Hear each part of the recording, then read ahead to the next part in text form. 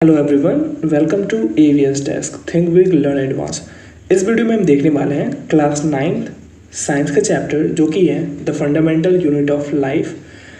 और इस वीडियो में हम देखेंगे आपके कुछ इम्पोर्टेंट टॉपिक जो होंगे आपके सेल डिवीज़न। सेल डिवीज़न को देखने के बाद हम देखेंगे कितने टाइप के सेल डिवीज़न होते हैं। उसके बाद हम देखेंगे कि सिंड्रोम क्या होता है। फिर लास्ट में हम देखेंगे टिश्यू के बारे में। ठीक है, तो आज का टॉपिक ये रहने वाला है। तो चलिए स्टार्ट करते हैं और एक ही टॉपिक को अच्छे से देखते हैं। तो जो फर्स्ट टॉपिक है वो है सेल डिवीज़न। तो सेल डिवीज़न होता है क्या होता है सेल डिवीज़न क्या होता है? तो सेल डिवीज़न का पहले आप हिंदी जानो। सेल डिवीज़न का मतलब होता है कोशिका विभाजन। आज मैं आपको बताऊंगा कि हिंदी का भी इम्पोर्टेंस होता है।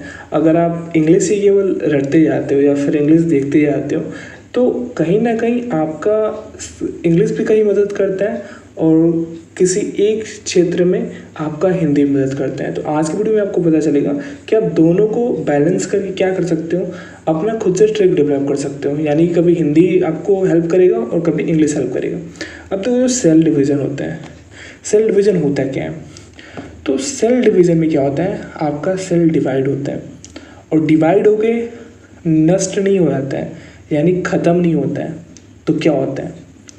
तो सेल डिवीज़न में जब आपका सेल डिवाइड होगा तो जिसमें डिवाइड होगा यानी कि जो सेल में डिवाइड होगा यानी कि दो सेल में टूटा, तो वो जो दो सेल होंगे वो एकदम नए आपके सेल बनेंगे। कुछ टाइम लगेगा लेकिन वो सेल क्या हो जाएंगे, फिर से नए ग्रोथ हो जाएंगे, नए बन जाएंगे। तो ये होता है सेल डिवीज़न। अब देखो इसके कितने टाइप होते हैं। तो इसके 3 टाइप होते हैं और यहीं पे आपको मैं हिंदी से रिलेटेड एक ट्रिक बताऊंगा। तो इसके कौन कौन से टाइप होते हैं तो आप देखो। पहला जो होता है टाइप वो होता है एमिटियोसिस। ठीक है, दूसरा टाइप मिटियोसिस और जो थर्ड होता है वो होता है मियोसिस। अब इसका हिंदी देखो। एमिटियोसिस का हिंदी होता है असूत्री, मिटियोसिस का हिंदी मीनिंग होता है समसूत्री और मियोसिस का होता है अर्धसूत्री। अब देखो जब आप इंग्लिश नाम देखोगे ना इसका, एमिटियोसिस, मिटोसिस एंड मियोसिस, इसमें आपको कुछ ज़्यादा आपको दिख नहीं रहा है, इससे आप कुछ ट्रिक नहीं बना पा रहे हो। लेकिन जैसे आप हिंदी में इसको समझ जाओगे, जैसे एमिटियोसिस का मतलब होता है असूत्री, मिटियोसिस का मतलब होता है समसूत्री और मियोसिस का मतलब होता है अर्धसूत्री।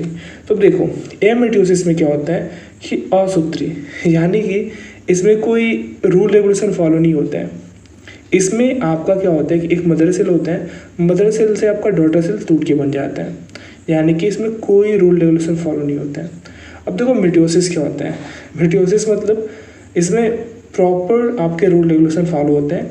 और देखो मिटियोसिस को हिंदी में क्या बोलते हो, समसूत्री। सम मतलब क्या होता है, सम मतलब होता है बराबर। क्या होता है, सम मतलब बराबर।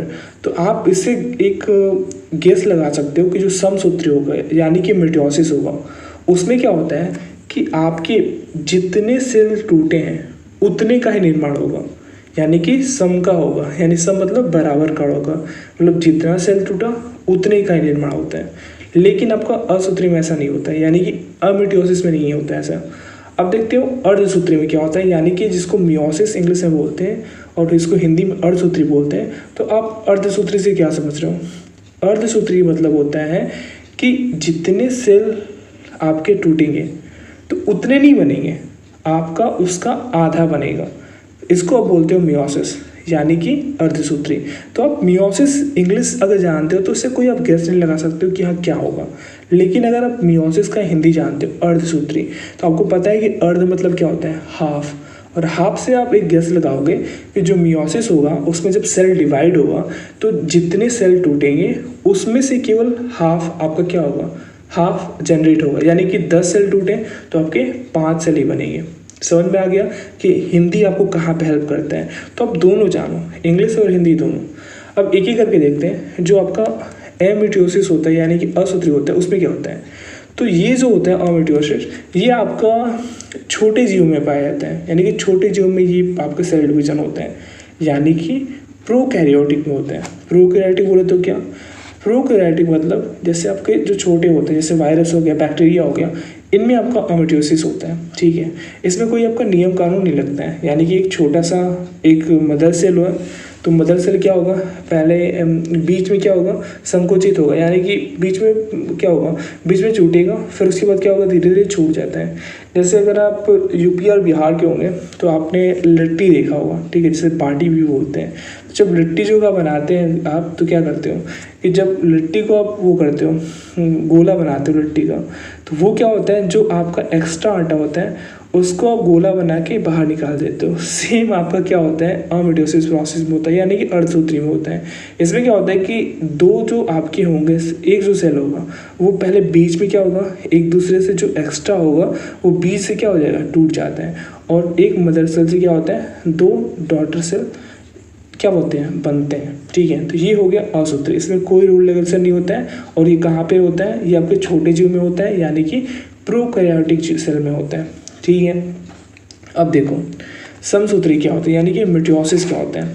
तो ये मिटोसिस में क्या होता है ना, कि जो आपका ह्यूमन है इसमें 98% जो सेल डिवीजन होते हैं वो आपके मिटोसिस होते हैं, यानी कि समसूत्री होते हैं। इससे आपका रूल रेगुलेशन फॉलो होता है। और इसमें क्या होता है, इसमें आपके जितने सेल टूटेंगे उतने का निर्माण होता है। क्या होता है, अगर जितना सेल टूटेगा उतने का निर्माण होगा। अब देखते हो कि जब आप बूढ़े लोगों को देखे होगा, ठीक है, जब बुढ़ापा होता है तो अगर उनका हार्ट वार्ट टूट जाता है तो उसमें क्या होता है ना, कि उसमें जो सेल का होता है उसमें सेल जितना होना चाहिए उतना सेल आपका नहीं बन पाता है, जिससे तो क्या होगा कि उनमें उनका जो टूटा हुआ पार्ट होता है वो सही नहीं हो पाता अच्छे से। अब वही अगर बच्चों में होता है तो बच्चों में क्या होता है, बच्चों में तुरंत आपका उतना सेल डेवलप हो जाता है और क्या होता है, वो तुरंत सही हो जाते हैं। मैंने आपको बताया था कि जो छिपकली होती है, चूहा होता है, चूहा में क्या होता है, इसमें भी जो समसूत्री होता है यानी मिटोसिस होता है वो काफ़ी तेज होता है। और अगर छिपकली का अगर पूंछ भी कट जाए या चूहे का पूंछ कट जाए तो वो क्या होगा, फिर से तो आपका कुछ टाइम के बाद फिर से उनका पूंछ क्या होगा, फिर से जम जाएगा। तो ये जो पूरा आपका प्रक्रिया होता है, यानी कि पूरा जो प्रोसेस होता है वो क्या होता है, वो मिटोसिस सेल डिवीजन का होता है। यानी कि जितना टूटा उतना ही फिर से डेवलप होगा। ऐसा नहीं कि अगर सेल टूटा, अगर सेल 10 टूटा तो 11 बन जाएंगे, 10 सेल टूटा है तो आपका 10 ही सेल बनेगा। तो ये होता है मिटोसिस, ठीक है। अगर बाय द वे आपका जो जितना सेल टूटा उससे ज़्यादा हो गया, ठीक है, जैसे सेंट्रोसोम क्या करता है, आपके सेल डिवीज़न में मदद करता है और सेल बनाता है। तो अगर आपके जो सेल हैं वो ज़्यादा हो जाए तो यही आपका कैंसर होता है। क्या होता है, इसी के कारण आपका कैंसर होता है, यानी कि वहाँ पे ज़्यादा जो सेल होंगे वो बाहर निकल जाते हैं, जिससे आपका ट्यूमर बन जाता है। तो ये अलग बात है। आप इतना समझो कि जो मिटोसिस होता है सेल डिवीज़न, उसमें जितना सेल टूटेगा उतना ही क्या होगा, उतना ही नए सेल बनेंगे, ठीक है। और ये हमारे ह्यूमन बॉडी में 98% जो सेल डिवीज़न होता है वो मिटोसिस ही होता है, ठीक है, मिटोसिस सेल डिवीज़न होता है। अब देखते हैं लास्ट जो है वो है मियोसिस सेल डिवीज़न। ये मियोसिस सेल डिवीज़न क्या होता है, तो आप समझो कि जो ह्यूमन में 98% मिटोसिस और 2% जो होता है वो आपका होता है मियोसिस, यानी कि अर्धसूत्री होता है।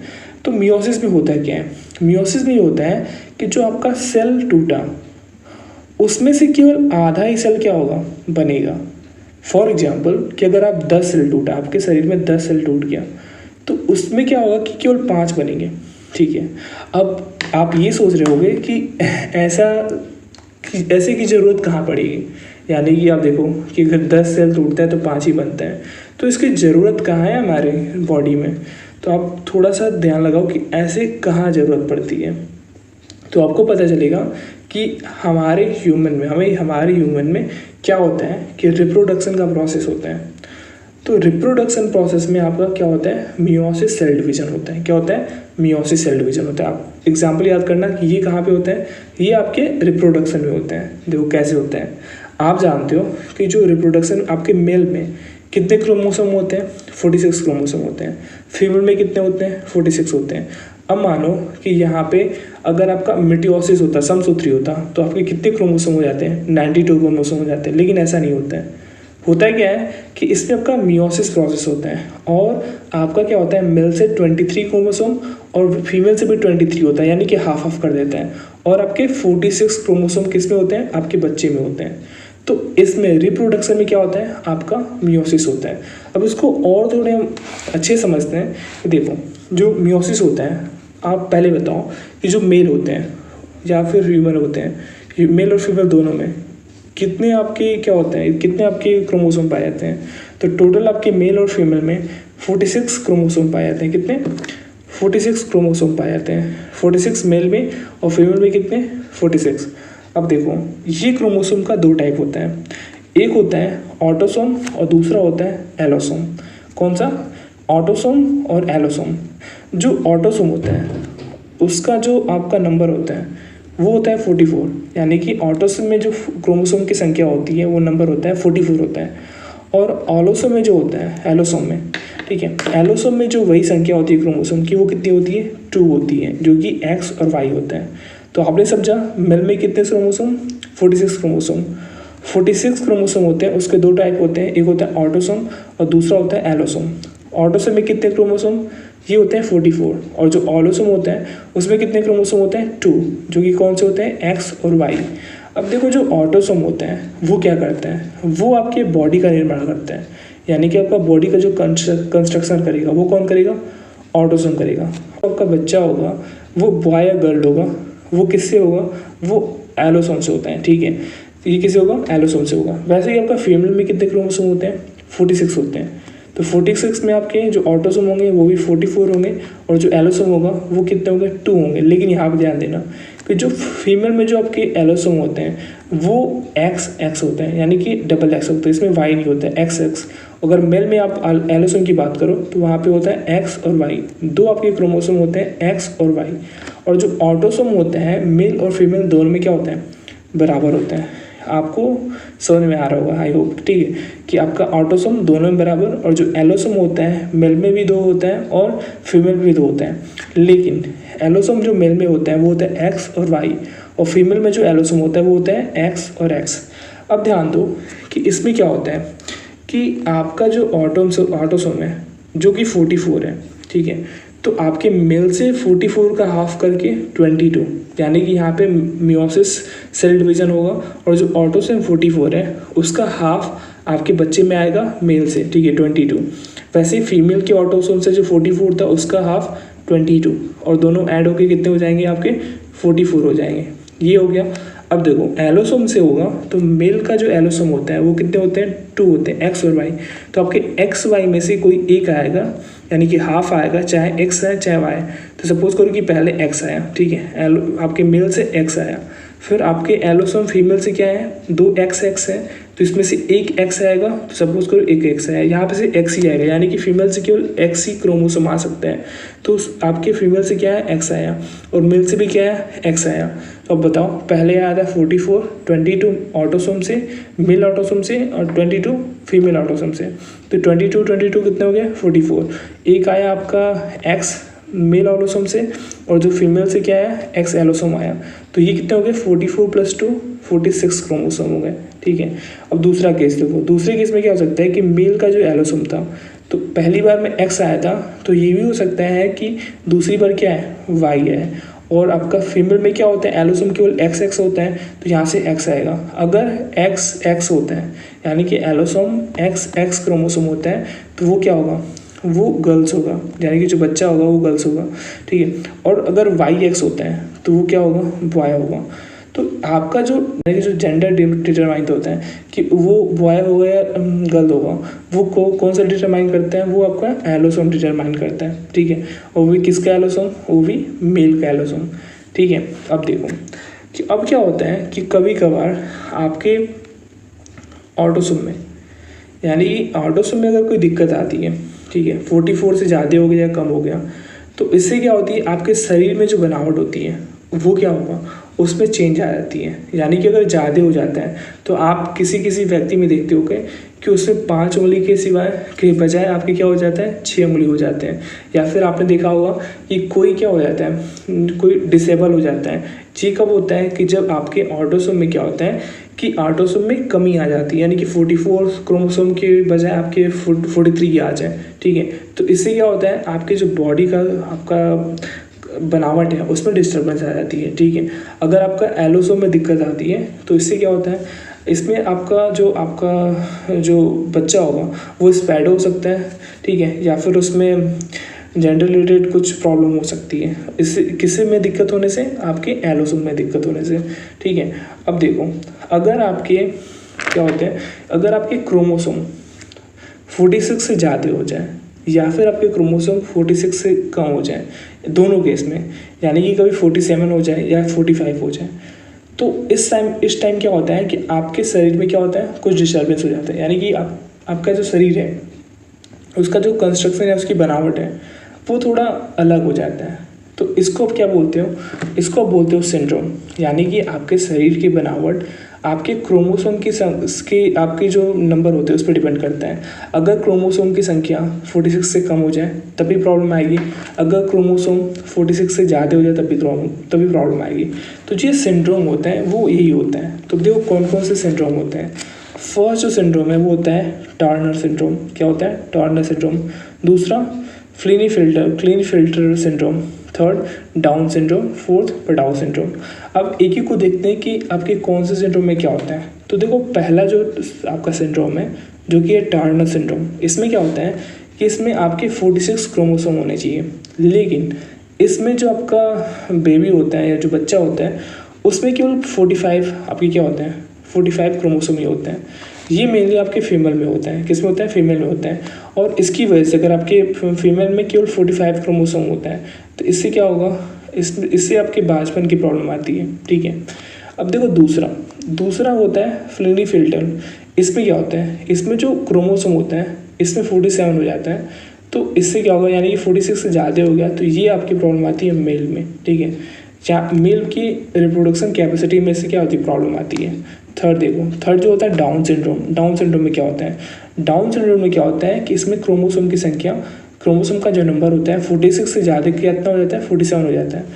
ये किस में होता है, जबकि मेल फीमेल दोनों में हो जाता है। और 47 हो जाने से क्या होता है, आप देखे होंगे कि कुछ ऐसे भी लोग होते हैं जिनमें खूबड़ निकल जाता है, क्या पीछे खूबड़ हो जाता है। आपने खूबड़ मेल में भी देखा होगा, फीमेल में देखा होगा। तो खूबड़ निकलना क्या होता है, तो खूबड़ निकलता है कब, जब आपकी बॉडी में क्रोमोसोम कितना हो जाए, 46 से ज़्यादा 47 हो जाता है। तो ये क्या हो जाता है, आपकी बॉडी का जो कंस्ट्रक्शन होता है, जो शेप होता है वो चेंज हो जाता है, यानी कि खूबड़ निकल जाता है, ठीक है। आपने इसी में देखा होगा कि कुछ ऐसे भी लोग होते हैं जिनकी जो ओट होती है काफ़ी मोटी हो जाती है, तो वो भी आपका डाउन सिंड्रोम होता है, यानी कि आपका क्रोमोसोम 47 हो जाता है। ये आपके मेल और फीमेल दोनों में होता है। अब जो फोर्थ आपका सिंड्रोम है वो होता है पडाउ सिंड्रोम। इसमें क्या होता है, पडाउ सिंड्रोम में आपका क्या होता है, इसमें जो आपकी क्रोमोसोम होती है वो 46 से ज़्यादा हो जाती है, यानी कि 47 होता है। ये भी आपके दोनों में होता है, यानी कि मेल फीमेल दोनों में पाया जाता है। तो इसमें क्या होता है ना कि जो आप देखे होंगे कुछ लोग ऐसे होते हैं जिनका होठ क्या होता है, कटा होता है, यानी कि होठ कटा होता है। तो ये आपका पडाउ सिंड्रोम का क्या होता है, लक्षण होता है। तो आपने 4 सिंड्रोम देखा, टर्नर, क्लीनफेल्टर, डाउन सिंड्रोम और पडाउ सिंड्रोम। जो आपके 2 टर्नर और क्लीनफेल्टर है, तो टर्नर आपका फीमेल में होता है जिसमें आपकी क्रोमोसोम की संख्या 45 होती है। आपका जो क्लीनफेल्टर होता है इसमें कितना होता है, 47 होता है, और इसलिए किस में होता है, मेल में होता है। डाउन सिंड्रोम मेल फीमेल दोनों में होता है, इसमें क्या होता है, खूबड़ निकल जाता है। पडाउ सिंड्रोम इसमें आपका क्रोमोसोम 47 हो जाता है, जो किस में होता है, मेल और फीमेल दोनों में होगा। और इसमें क्या होगा, इसमें आपका जो होठ है वो क्या होता है, कटा हो जाता है, ठीक है। अब देखते हैं कि टिश्यू क्या होता है, ठीक है। तो टिश्यू क्या होता है, तो आप अगर जानते हो, अगर आपका ये रिप्लाई हुआ कि टिश्यू क्या होता है कि आपके जो सेल हैं उनका कलेक्शन होता है, तो आप गलत हो। टिश्यू सेल का कलेक्शन होता है, लेकिन सेम टाइप के सेल के कलेक्शन को क्या बोलोगे, टिश्यू कहोगे, ठीक है। अगर आप डिफरेंट टाइप के सेल को बोलोगे कि ये टिश्यू होते हैं, तो नहीं, आपका जो टिश्यू बनता है वो सेम टाइप के सेल के कलेक्शन से बनता है, ठीक है। अब देखो इसकी स्टडी को क्या बोलते हो, यानी कि अगर इस टिश्यू की स्टडी आप कर रहे हो तो इसके फील्ड को आप क्या बोलते हो, तो टिश्यू के जो स्टडी को बोलते हो हिस्टोलॉजी। क्या बोलते हो, हिस्टोलॉजी। ये हो गया। अब दूसरा क्वेश्चन जो आता है वो काफ़ी इंपॉर्टेंट है कि जो टिश्यू है उसको डिस्कवर किसने किया था, यानी कि फादर ऑफ टिश्यू कौन कहलाता है, तो उनका नाम है ज़ेवियर विचेट। क्या नाम है, ज़ेवियर विचेट। इन्होंने क्या किया था कि टिश्यू को डिस्कवर किया था, या ये फादर ऑफ टिश्यू कहलाते हैं। तो ये आपको पॉइंट क्लियर हो गए कि जो आपका टिश्यू होता है वो क्या होता है, वो सेम टाइप के सेल का कलेक्शन होता है। इसकी स्टडी को क्या बोलते हैं, हिस्टोलॉजी बोलते हैं। इसके फादर कौन है, ज़ेवियर पिचेट, ठीक है। अब देखो टिश्यू के कितने टाइप होते हैं, तो टिश्यू के मेनली 4 टाइप होते हैं। कौन कौन से, first connective tissue, second neuron tissue, third adipose या फिर एपिथेलियल टिश्यू, और फोर्थ जो होता है वो होता है मस्कुलर टिश्यू, ठीक है। ये 4 टिश्यू होते हैं। अब हम एक एक को देखते हैं कि कनेक्टिंग टिश्यू कहाँ पे होता है। तो कनेक्टिंग टिश्यू आपका होता है आपके स्किन में, बोन में और ब्लड में। किस में होता है, स्किन, बोन और ब्लड। ये क्या काम करता है, ये आपका जोड़े रखता हुआ है, यानी कि देखते हो त्वचा क्या है, ये आपको क्या करता है, कनेक्ट करता है सबसे, यानी कि अंदर कुछ है उसको क्या करता है, कनेक्ट करता है। ऐसे ही आपका बोन होता है, ऐसे ही आपका ब्लड होता है, इसमें क्या होता है, कनेक्टिंग टिश्यू होता है। न्यूरॉन टिश्यू क्या होता है, न्यूरॉन टिश्यू कहाँ होता है, ये आपके ब्रेन में होता है। कहाँ पे होता है, ब्रेन में होता है। और न्यूरॉन आपने देखा होगा कि जो ब्रेन होता है, मैंने आपको पहले ही बताया था कि जो ब्रेन होता है उसमें आपका कौन कौन से सेल होते हैं, उसमें 2 सेल होते हैं। पहला जो सेल होता है वो होता है न्यूरॉन सेल जो कि 90% होता है, और दूसरा होता है 10% जो कि होता है ग्लियल सेल, ठीक है। इतना समझ आ गया। जो न्यूरॉन टिश्यू होंगे वो कहाँ पे होते हैं, ये आपके ब्रेन में होते हैं। थर्ड जो टिश्यू होता है वो होता है एडिपोज या फिर एपिथेलियल टिश्यू, ठीक है। ये कहाँ पे होता है, तो ये देखो इसका काम क्या होता है, इसमें आपका ये जो होता है ये फैट का निर्माण करता है। क्या करता है, ये जो टिश्यू होता है ये फैट का निर्माण करता है, और फैट से क्या करता है, फैट जो होता है वो आपके शरीर को प्रोटेक्ट करता है। तो अब देखते हो आप कि मैं आपको एक फैक्ट बताता हूँ, इंटरेस्टिंग फैक्ट बताता हूँ कि जो आपके ओल्ड पर्सन होते हैं, ठीक है, यानी बूढ़े लोग होते हैं, उनके चेहरे पे आप झुर्रियाँ देखते हो। क्या देखते हो, चेहरे पे झुर्रियाँ देखते हो, तो वो किसी कारण होता है, तो वो उनके शरीर में फैट की कमी के कारण होता है, ठीक है। तो आप क्या करोगे कि जब अगर शरीर की बॉडी में अगर आपकी फ़ैट की कमी हो जाती है तो क्या होता है, आपके चेहरे पे झुर्रियाँ पड़ जाती है। और ये कब होता है, जैसे आपका जो ओल्ड पर्सन होते हैं उनमें क्या होता है, ये आपको देखने को मिलता है कि उनमें फ़ैट की कमी हो जाती है। अब देखो फोर्थ जो आपका टिश्यू है वो है मस्कुलर टिश्यू। क्या है, मस्कुलर टिश्यू। ये कहाँ पे होता है, यानी कि ये क्या करता है, तो ये जो होता है ये हमारे मसल्स का निर्माण करता है। किसका निर्माण करता है, ये हमारी मसल का निर्माण करता है। और आई होप कि आपको ये समझ में आ गया होगा कि सिंड्रोम क्या होता है, टिश्यू क्या होता है, और आप सेल डिवीज़न कौन कौन से होते हैं और कौन कौन से टाइप के होते हैं।